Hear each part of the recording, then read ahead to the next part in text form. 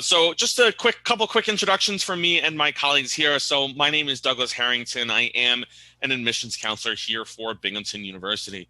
I'm a Binghamton alum. I did graduate in 2016 and 2017 with both my bachelor's and master's respectively in business administration.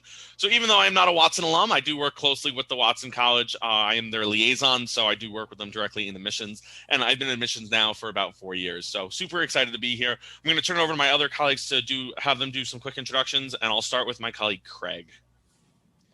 Hello, everybody. I'm glad you're tuning in today. My name is Craig Broccoli. I'm the Associate Director of Admissions for Binghamton, but I'm based in the New York City area. I actually studied at Binghamton as an undergrad, similar to what Doug did, but I studied in the Watson College of Engineering for mechanical engineering as an undergraduate, and then I stayed on for the 4+1 in business for the MBA track. And I have a lot of good insight about the Watson School, but we have plenty of Watson insight today. So I'll pass it down the line, Doug. Awesome. Thanks so much, Craig. Next, I'll turn it over to Riley if you want to introduce yourself. Hi, I'm Riley. I graduated last year with my undergraduate degree in mechanical engineering, and then I stayed on for the 4+1, also in mechanical engineering. So I'll finish that up in the spring. I'm a TA in the first year engineering program, and I've also been involved with SAE Mini Baja. Awesome. Thank you so much, Riley. Next, I'll turn it over to Peter. Hi, everybody. I'm Peter. I am currently a senior in mechanical engineering. I'm going to be graduating all bets off at the end of this year. I'm currently the president of Binghamton Motorsports, which is the student group that sponsors the vehicle projects like Mini Baja that Riley mentioned. We're hoping to get some nice turnout for when I'm gone next year. Awesome. Thank you so much, Peter. Appreciate it. And lastly, I'd like to turn it over to my good friend, Jordan. All right. Yeah. Hey, everybody. My name is Jordan Gagne. I graduated Binghamton in 2015 from the Watson School of Engineering, also mechanical engineering. So go ME. But I work right now actually for Lockheed Martin. I've been working for Lockheed Martin for 5 years, ever since I graduated in my undergrad. So yeah, good experience there. Awesome. Thank you so much. And again, appreciate everyone hopping on this webinar this afternoon. Just one quick little tidbit, housekeeping things. If you do have any questions or anything like that, please feel free to put it in the Q&A functionality at the bottom of your screen. That's where we'll be taking any questions, where we will either get to type them out or answer them live. So if they're not answered right away, don't fret. We'll certainly try to get to as many questions as we certainly can. So with that, I'm going to start sharing my screen. I'll make sure that my computer sound is shared, as we do have some videos in the presentation, and we'll get started with the presentation itself. So again, we are focusing on Watson in action here at Binghamton University, and certainly always love to start off with a beautiful picture of our campus. As we know, we're located in the very scenic upstate New York of the Southern Tier. We have about 1,000 acres that sits up here. So I always love to highlight, of course, what our campus looks like. A little bit of an agenda for this afternoon's presentation. It should be a fairly quick presentation. We should hopefully wrap up around 4 o'clock. So a nice half-hour quick presentation about Watson and about everything that they do. So just quickly focusing on, what, the Watson students, how they identify a problem and work towards finding their solution, as well as what tools and spaces that they do have in order to help solve these problems. And of course, we want to talk about putting these new skills to the test. So with that, always love to start off with everything that we've done in engineering in Watson for the past couple of years, including multi-million-dollar upgrades to our spaces, which I'll get to in just a little bit. There are so many fantastic opportunities within the Watson College to kind of explore what you want to do with not only engineering, but also computer science, as well as computer science does fall within the Watson College and is just as hands-on as our engineering fields. But certainly love to highlight everything that Watson has to offer. We do have 5 different engineering majors. We have biomedical, mechanical, industrial and systems, computer, and electrical engineering. And then, like I said, we also have computer science. So just as an overview, quick overview about the curriculum itself. The engineering students get to go through what we call the engineering design division, which is a core group of classes that all of you get to take during that first year. And you actually don't decide until the end of your first year what major you're going to be. But that's pretty much all I'll say about the curriculum, because like I said, this is more so focused on our student experiences and our alumni, and focusing more so on the projects that you do get to complete during your time here at Watson. So lots of different projects that will happen over your 4 years, but some of them that we certainly have to highlight is definitely the ones that you get to do in your first year and also the ones that you get to do in your senior year. So first, I know a couple of the big projects that we always start off with is certainly a reverse engineering project. And there's another project that, Riley, you were just talking to me before the presentation had just started. So if you won't mind, I'm actually going to turn it over to you to talk about, if you wouldn't mind talking about the engineering project and the other project that students get to do in their first semester, or their first year, I should say, even though doing it from home this year due to COVID. Yes. So this year we did reverse engineering still, which is usual. We start out with reverse engineering. It was a little different. Every single student got their own appliance because of COVID. So they took apart computer mouses or game controllers. In the past, we've done things like blenders and toasters, where a whole team shares an appliance. But you take apart the entire component, like the entire device, and you draw every single piece using SolidWorks this year. We have used Solid Edge in the past, but SolidWorks this year. And then you reassemble it on CAD. The second project for that semester, for your fall semester, is an Arduino project. So an Arduino is like a little electronic programmable board, and you can make different devices. We had a fortune teller, a Simon Says game. We've had a laser tag game. So every group makes a different game. This year it was online, but in the past we have had students building and soldering their circuits and creating those. Awesome. That's, I think it's so, I find engineering so interesting. I could never do it professionally, but I just, everything that you get to do with the projects that you get to do right from the very beginning is just so great to hear those stories and hear what a student can do here at Binghamton, even right from the first day here in engineering, which is really great to hear. But of course, we also love to focus on our senior capstone projects. Peter, I listed your specific senior capstone project on here. If you wouldn't mind giving a little bit of a rundown of maybe yours and maybe some other ones that maybe some of your friends and colleagues are doing for their senior projects. Yeah, absolutely. So the project that I'm working on right now is we're creating these paddle shifters, and if people don't know what those are, it's basically if you're driving like a manual car that has a stick shift, instead of having the stick and steering the wheel with two separate hands, you would just have paddles behind the steering wheel that you could flick to instantly get that shift done. So we're designing those for the current Formula car being designed by Binghamton Motorsports, so they can use that for competition this year. There's a wide variety of projects other than that are offered for senior capstone. Binghamton Motorsports has a couple of other ones. Like Riley mentioned, she did the Baja car, which is like an off-roading vehicle that's meant to be like thrown on its side and on its back and everything. There's a super mileage car, which gets like 1,000 miles to the gallon. There's even, I think some people proposed projects for designing a rocket this year, like an actual rocket that's meant to go into space. So like there's, if you can think of it, it could be a senior project. If you can just submit that before your senior year, there's almost no reason why you wouldn't be able to do it. Awesome. Thank you so much, Peter. And yeah, there's such a wide variety of, if you have a problem that you have in mind that you want to solve, you want to take it to your senior project, there's certainly opportunities for you to do that. And you're able to explore and expand your horizons in terms of doing these senior projects. And there's certainly amazing opportunities. Now, Jordan, I want to turn it over to you. Maybe if you could talk now, being a few years out, we just already mentioned a little bit about our Binghamton Motorsports and everything like that with the Baja car and the super mileage.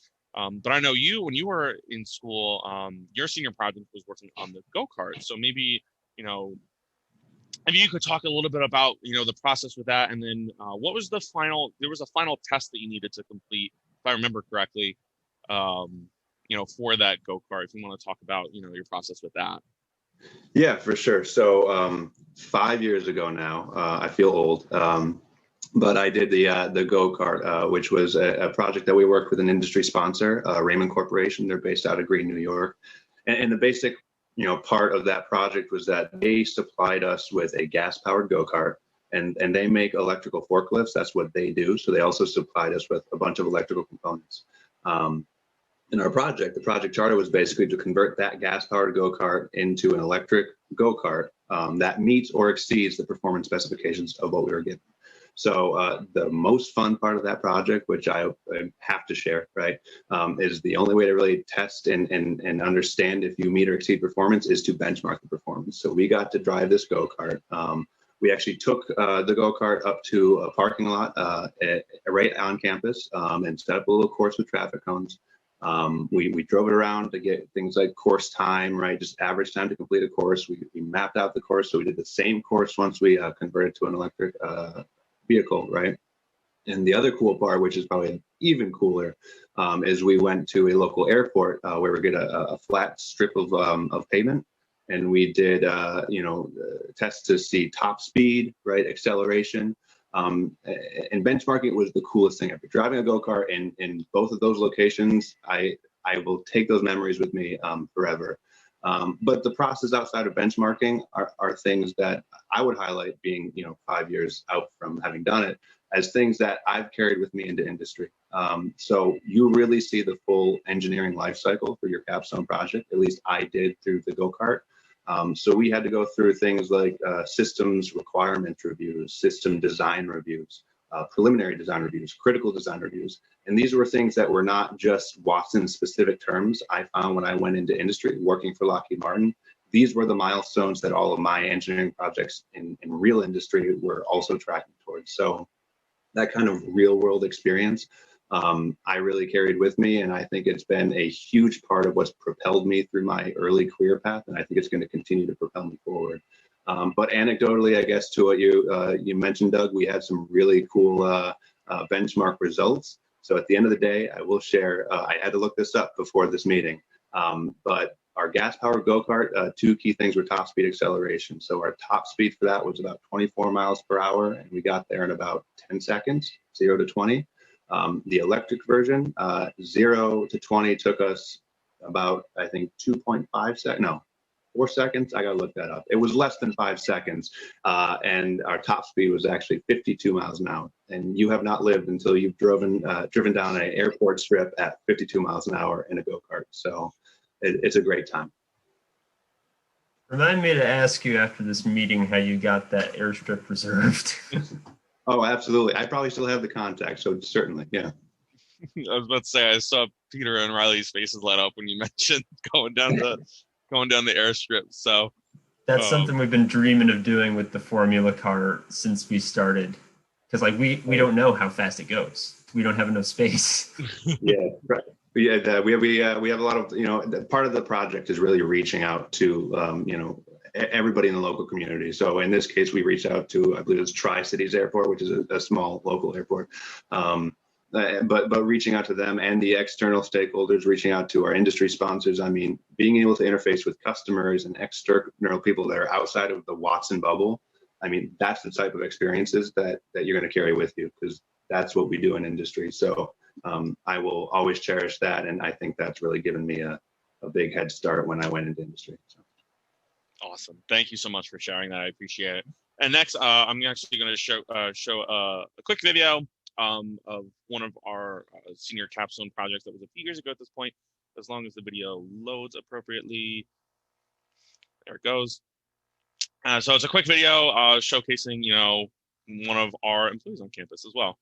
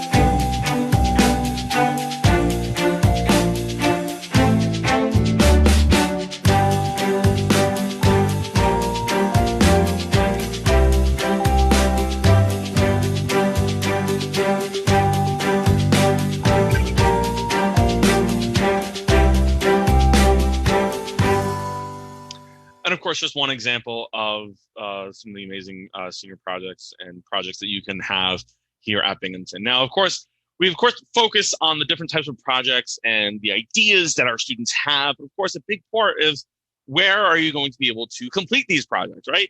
So here at Binghamton, we're very, very lucky that we just completed a multi-million-dollar renovation on our engineering building, which does include a couple of our Fab Labs, as we like to call them. And what's really nice is that we actually just finished launching a virtual reality 360-degree tour that showcases both of our Fab Labs. So if you just give me 1 second here, I'm going to stop sharing my presentation.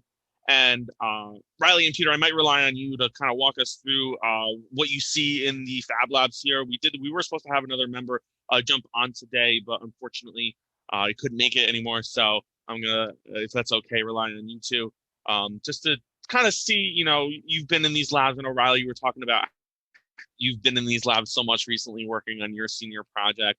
But certainly want to showcase at least this first one here. This is one of our Fab Labs. As you can see, go check out if you haven't yet, our Campus 360 virtual tour, which you can find on our visit page. But Peter, I see you've unmuted if you wanna add something. Or, yeah. Yeah, sure, totally. Yeah, so like as you can see, like that's one of the big sections of the Fab Lab. Over in that area, there's a whole bunch of machinery that the lab technicians tend to use. If you pan to the right, like if you turn it 180, like just all the way around, that's, right over there. That whole area is like the technician's workspace. That's where they can make like custom parts for your projects. Yeah, they have mills. They have a lathe back there. They have a CNC. Yeah. CNC was a big addition this year. There's a sandblaster there. We use that to like prep all of our tubing for frame fabrication. So a lot of really nice and new equipment that we have here. And I can imagine being with motorsports, having this garage door, I can imagine is now a really big help that I know didn't exist before. It has been one of the best things to happen for most of the vehicle projects. Before we had to design our cars to get through this double doors, they had to be that thin, which was very annoying. But Doug, if you pan over a little bit more, I don't know if you can walk over to the other side. To that, I was going to say over near to those cars over there. Oh, over here. Well, just to the right, it's where we build those cars. So the Formula One's on the ground there. You can kind of see it. And that picture was taken over this summer. So the Baja frame is up on a table. Yeah, and we took these pictures in August. So it showcases. That's why you don't see a lot of students in these pictures, because there weren't really anyone there. So, but yeah, certainly want to preface that. Yeah. There's also the that's the first car that we built for the undergraduate project for Formula, and right next to it is it's actually, you can't really see it. It's right behind one of the saws, but it was the new car that we would have built if it weren't for COVID. Okay. So just a really nice big open space that I know a lot of students will utilize for their projects and everything like that. And of course, want to hop across the hall here to showcase one of the other Fab Labs that we have here. I know there's a lot of 3D printing, a lot of electrical work that happens in this lab. I remember when we were here taking these pictures, there were some people working on some electrical stuff. One thing that's pretty cool about that space is the freshmen get to use it a lot. We have all of our freshman sections come into that space for their communications course, and they actually take apart their reverse engineering projects there with the help of the shop technicians, and they can go in there at any point to use calipers and to work with Jim, who helps out with electronics a lot. So I know one of the goals for this renovation was to make it bigger and brighter and make it more collaborative, and I certainly think that they've accomplished that with all of this new wonderful space that all of our students. And I remember the first time we walked through these spaces, there were non-engineering students taking advantage of these spaces as well, which is really great to see. So a super collaborative environment, that I certainly love to showcase, especially that's a little newer for our students. So let me get back to the presentation real quick. Like I said, our new Fab Labs, and of course, always want to highlight our Innovative Technologies Complex as well. It's a newer complex within the last 10 years or so that has opened towards the front of our campus that does consist of 4 separate buildings: our smart energy building, our center of excellence biotech building, and our engineering and science building. So lots of different labs over there in regards to research, including one that I think is really cool called the anechoic chamber, which is one of the quietest rooms in the entire world. I have been in there, and gets a little creepy real quick, but a really great space that we have. And of course, we have the M. Stanley Whittingham Laboratory as well, because if you didn't know, we do have our first Nobel Prize winning professor on our campus as well. He won the Nobel Prize in Chemistry last October, and we're very lucky to have him on our campus. So his lab is over in the ITC as well. So I would recommend, since we're almost to 4 o'clock already, but I would recommend checking out our Campus 360 virtual tour, and you can experience all those wonderful 360-degree pictures. In this next video, I certainly want to showcase is a nice video of our new Watson Engineering building after the renovation. So I certainly want to highlight this as well, so you can kind of see all the wonderful improvements that have been made for our Watson College.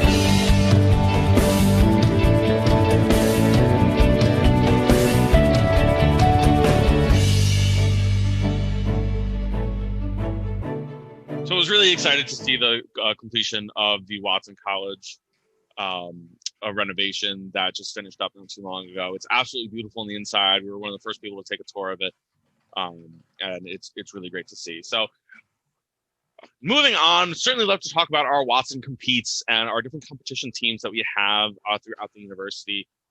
As we already mentioned a little bit about our Binghamton Motorsports, and that features the Mini Baja, the Formula, and the Super Mileage car. We also have a couple other teams as well, including the Hyperloop team, which does compete, as well as the Mars Rover team, and also HackBU, which is a little bit more on the computer science side, but certainly can have many different majors involved. It's a hackathon. They host a hackathon and everything like that. Now, Peter, I would love to turn it back over to you, because Riley had mentioned that you are the president of SAE, right? So maybe you want to talk about, what exactly SAE is and how you got involved in it. Yeah, absolutely. So SAE, just first off, it stands for the Society of Automotive and Aerospace Engineers. And that kind of describes in a nutshell what we do. We build cars of various varieties and sizes and, purposes. Something we haven't really done as much in the past is do projects focused on aerospace. But I think once this year is over and potentially things get easier, that's definitely on the short list of things to do. But anyways, how I got involved essentially was when I came here my freshman year, someone was living on my floor who was at the time the events coordinator for SAE, and he told me about it, and I was sold. I went down to one of the club festivals, and I met him and I met some of the other guys, and they're like, you should join, one of the teams. And in spring of 2018, I think it was, yeah, spring of 2018, I tried to get onto the formula team to start working on the suspension. Although at that time, it was still a senior project, so they weren't exactly okay with getting underclassmen involved. But I got my name in at the right time, because that summer they decided to take it off the project list for seniors and instead open it up to undergraduates. And they were looking for people to be on the team, and they already had my name. So the rest from there, I basically worked on designing and building all the frames for the formula team, like the actual chassis of the car. And yeah, right now I'm kind of running that little sub team or subsection of the formula car, and also president. And SAE as a larger entity, it's more than just a formula car. So like Riley worked on the Baja car, which is a senior project at the moment. And that's depicted in two pictures right there on the slides. It's the top and middle left pictures of one of the old Baja cars. There's that. I was just going to say, I think SAE is one of the most supportive environments within engineering, and I feel like everyone is so willing to help and teach each other, and there's so much learning that goes on within the community of this club and within these teams. Teams don't just stick to themselves. We all try to like help and give information to everyone, and so it's just really a great community, and it's full of a lot of incredible experiences. And employers know this. As soon as you mention you're in SAE, employers' eyes light up. So there's a lot to be said about these vehicles and other hands-on projects. Absolutely. We have several alumni who can attest to the fact that whatever project they did in their undergrad, is either the reason they got their job or it really helped prepare them for it. So yeah. Yeah, and the nice thing now is that as the club is growing, we can take more and more projects off the senior list and make them available to freshmen who are, coming right into the school. So if you guys choose to come here, definitely keep a lookout, or just come down to the Fab Lab and ask for anyone from SAE. Awesome. Thank you so much, Peter, for sharing that. And yeah, definitely want to get involved right from the beginning. There's certainly amazing opportunities for that. Now, before moving on to the last video, I actually want to turn it back over to Jordan real quick. Jordan, I know you mentioned that you work for Lockheed and everything like that. Do you mind maybe going a little bit more in depth about the actual different types of things that you do and maybe the projects that you work on, and maybe how you decided to go for Lockheed, or if you did an internship or anything like that, while you were a student here?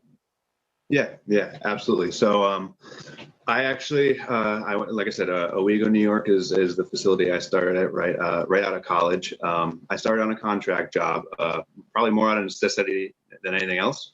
But it really has grown into a career path for me. So, what I did in Owego, New York, was I did a lot of test equipment for different avionics components that go into aircraft. So I think I alluded to the fact I worked on things like F-16, F-22, F-35, which are fighter jets. There's a combat rescue helicopter. All of the circuit card assemblies and different electric components that go onto the aircraft needs to be tested first. So I was designing test tracks and systems. I was also designing cable harnesses, to go between systems, vibrational testers, all things that I wouldn't have been able to do if it weren't for Binghamton and the projects that I had. Not that Binghamton gave me any course in in how to design a test rack or a cable assembly, but when I joined like the go-kart project, I had no experience really on motorsports. It's something I was always interested in, but I did not have that inclination going in. I didn't even think I was going to get the project when I put my name in for it. Not only did I get the project, but I was a team lead for it, and because I was a team lead for it, I developed the skills and the confidence I needed to navigate, that career path into Lockheed Martin. And I've for the past 2 years moved down to Long Island, where I'm now working a navigation subsystem for submarines. Not at all like a go-kart, but again, it's just kind of I'm comfortable learning new things, because of stretching myself through the Capstone project and all other projects and coursework that I took at Watson. So I don't know if that directly answers your question, Doug, but I think that's a high value that Watson brings. No, absolutely. That certainly helps a lot. So thank you for answering that question. So there it goes. So it's just a quick video of our Binghamton Motorsports here.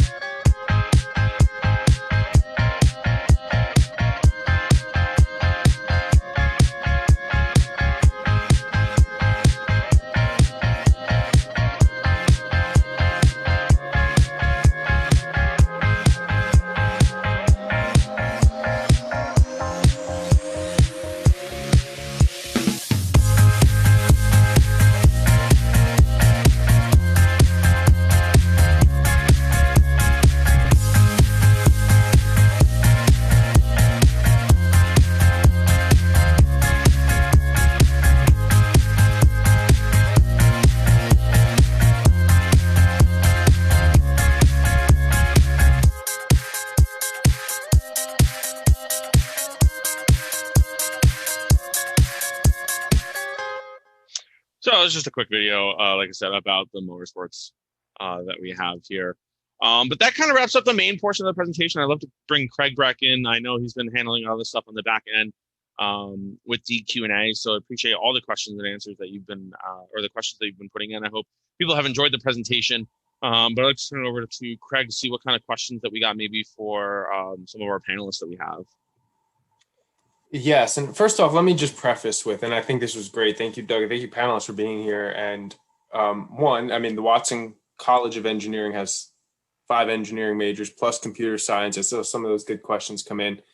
We highlighted a tiny portion of the many things of what you would be doing as an engineering student. A lot depends on, of course, the area of study that you go down. I mean, I know we have a lot of different senior design projects that seniors tend to be quite creative with. I'm going to date myself a little bit, but when I was there as a student, my senior design project was building a biodiesel fuel processor.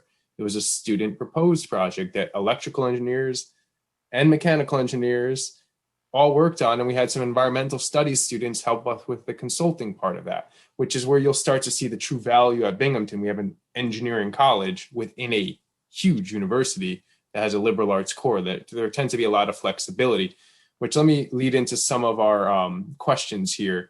And actually, Peter, I know you marked this, but can you double major at Binghamton? Short answer is yes, and you could dual degree, which is different areas of study between different schools. But Peter, do you want to add to that? I know you might have some insight, or are you pursuing a double yourself?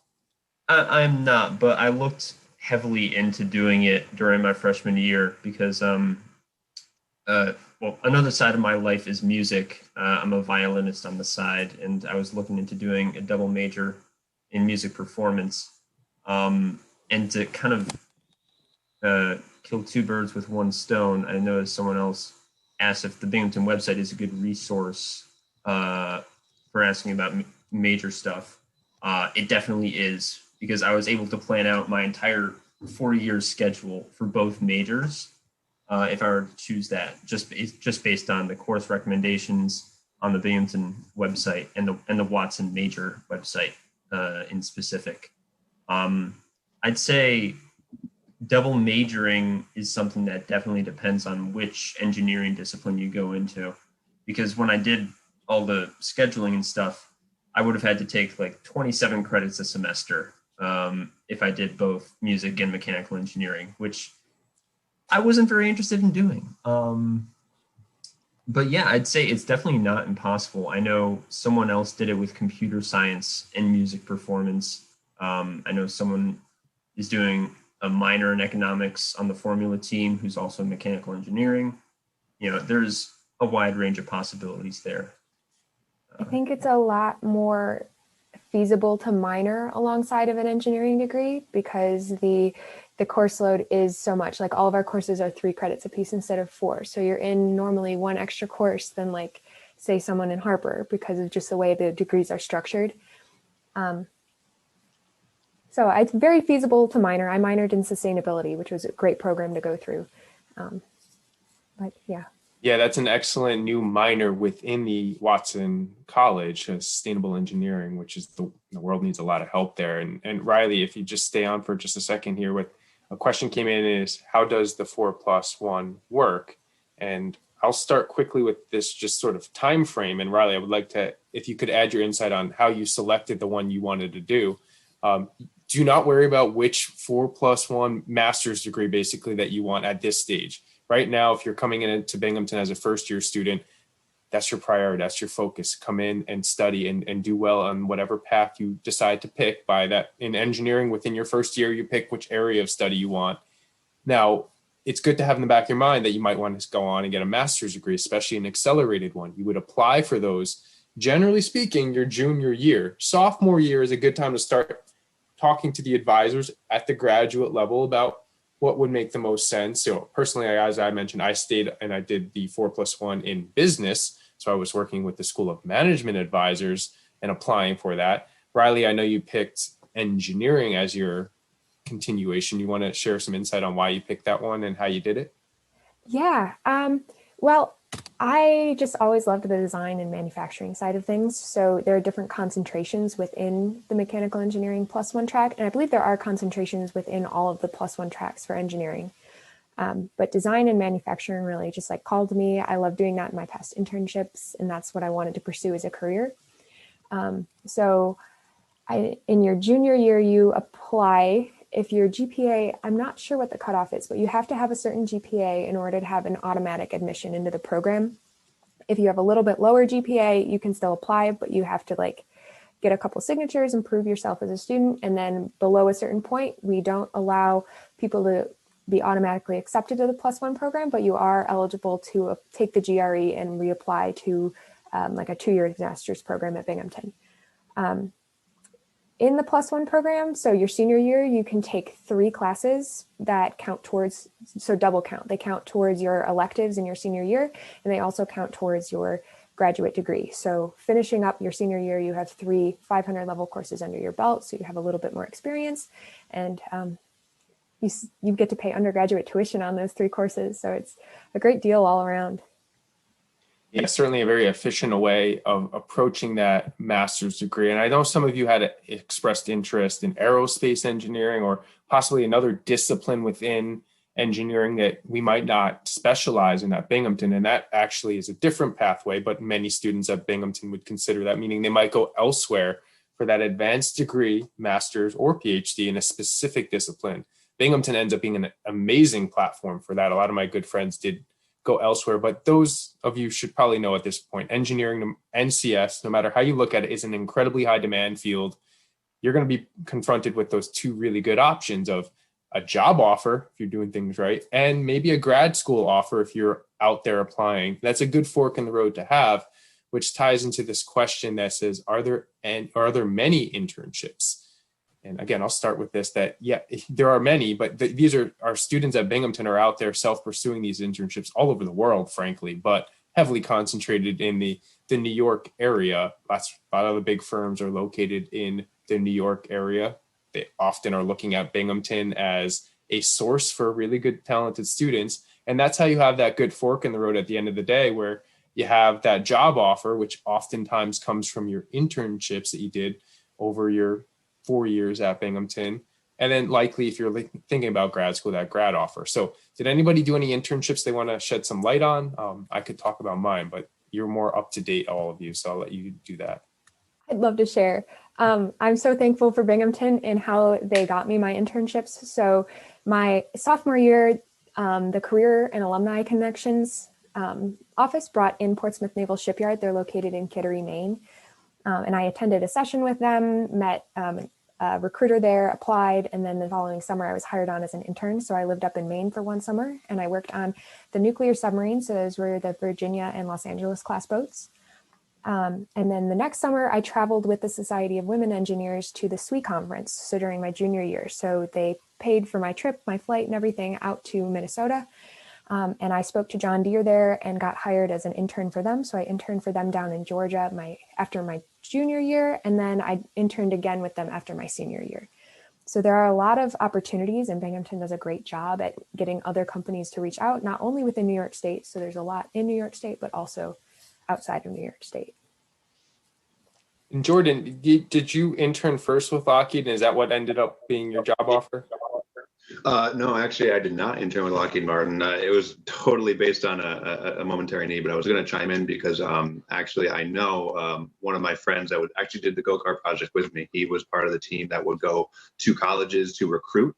So from an outside looking in perspective, I know that a lot of times Lockheed Martin in particular, when there are job fairs or whatnot, and they're looking for internships, they're going and they're having their their interviews and everything with the intent to hire or give offers on the spot. So I know Binghamton is a huge recruiting source for the Owego facility.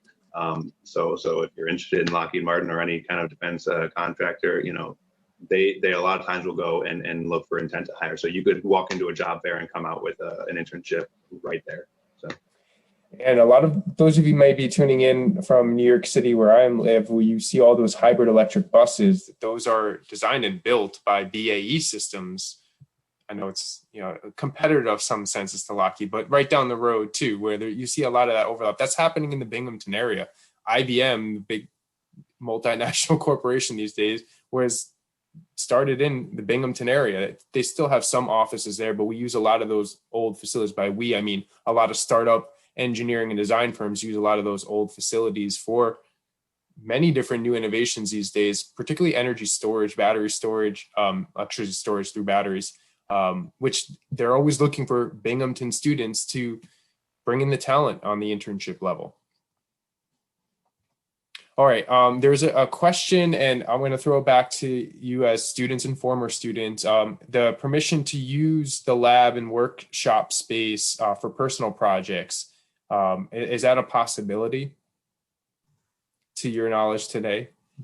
So the Fab Lab is typically reserved for either like Watson sponsored projects or student projects hosted by organizations like Binghamton Motorsports or like Society of Mechanical Engineers, etc.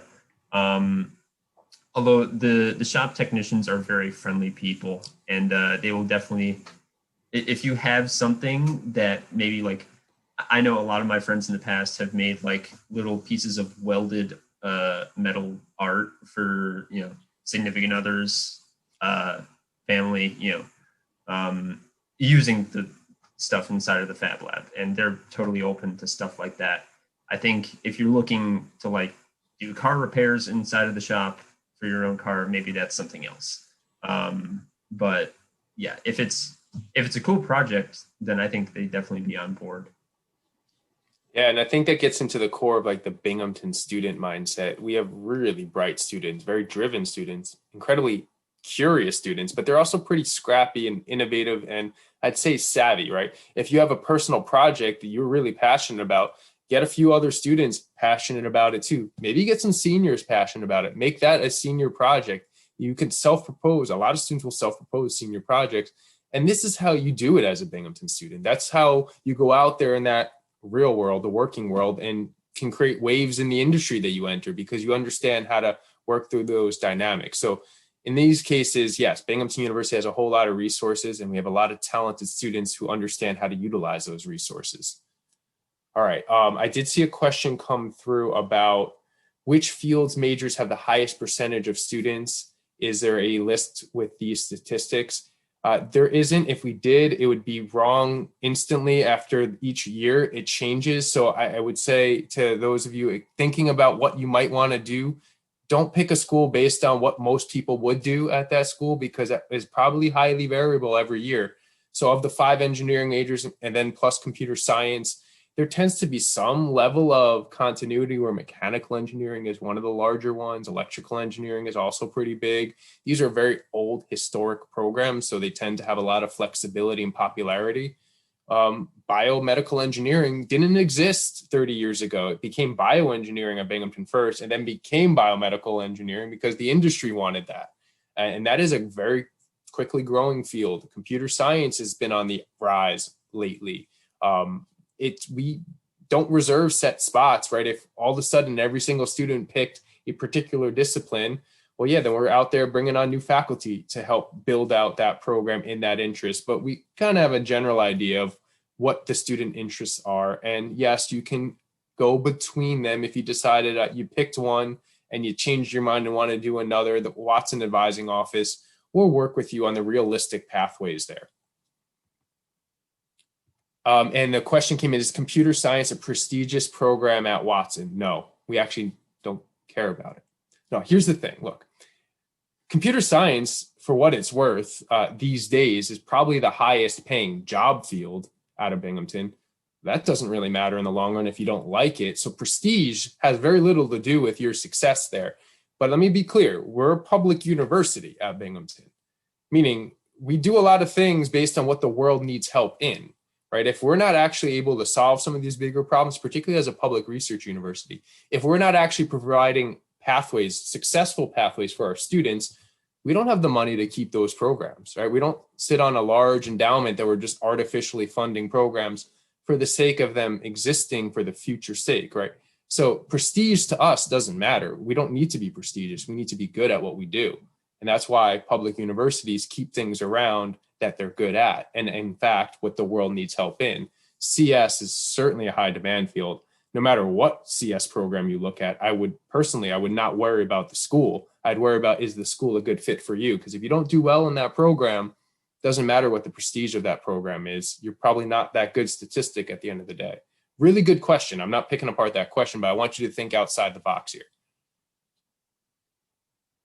Okay, so how does Binghamton help students with the curve of transferring from high school to college? Another great question. So we have a lot of first-year students coming into Binghamton every year, 3,000 students, a variety of different areas of study. Engineering is probably 10% or so of our incoming student body, maybe a little more, maybe a little less. But the point here is that we know that all of you are coming in with a lot of talent from wherever you're coming from. That's how you get admitted to Binghamton. But you're going to be doing this in an incredibly collaborative way. And anybody who wants to share on this, I remember this hitting me week one. I was a first-year engineering student. We had a test on a Friday in our first week of classes. We had no idea what we were being tested on. It was an entry-level engineering class. It was Wednesday night in the back corner of the library. We all were sitting together, passing around notes on the two classes we already had that week. And then the sophomores from the year ahead of us who lived across the hall from one of my classmates gave us the answers to last year's exam. You know, the exam wasn't going to be exactly the same, but it gave us an idea. All right, this is what we're probably looking at. That's the nature at Binghamton. Everybody wants their group to succeed. So while Binghamton, yes, we have a lot of resources, academic success resources, it's really your fellow classmates that help you all get through that adjustment curve to a place like Bing. Yeah, if I could chime in there too. Yeah. So I would say when I came in, and Doug can speak to this, I do not like change. So when I was, coming in as a freshman, I was scared out of my mind, right? It did not take longer than a week for me to settle in to Binghamton for all the reasons you just mentioned. The one thing I wanted to poke into is the other big transition point is then coming out of senior year into industry. And I know I poked this a little bit when I was speaking before, but the things you learn, right, the skills you learn socially as well as academically, they carry you through, right? So that was another big change for me that I was terrified about going into Lockheed Martin, this big defense contractor that I'm like, I could barely pass thermodynamics. How am I going to survive here, right? But, kind of what I alluded to, these projects and these other things that we had through the Watson School of Engineering, the social aspect of what I had at Binghamton, it took me all of 2 days at Lockheed Martin to really succeed. And you will surprise yourself, right, through those transition points because of the network that you have and you build. So if you are like me and change is kind of, a scary thing, I don't want to say don't worry about it, but I mean, you'll navigate your way because you have a network. That's been my experience at least.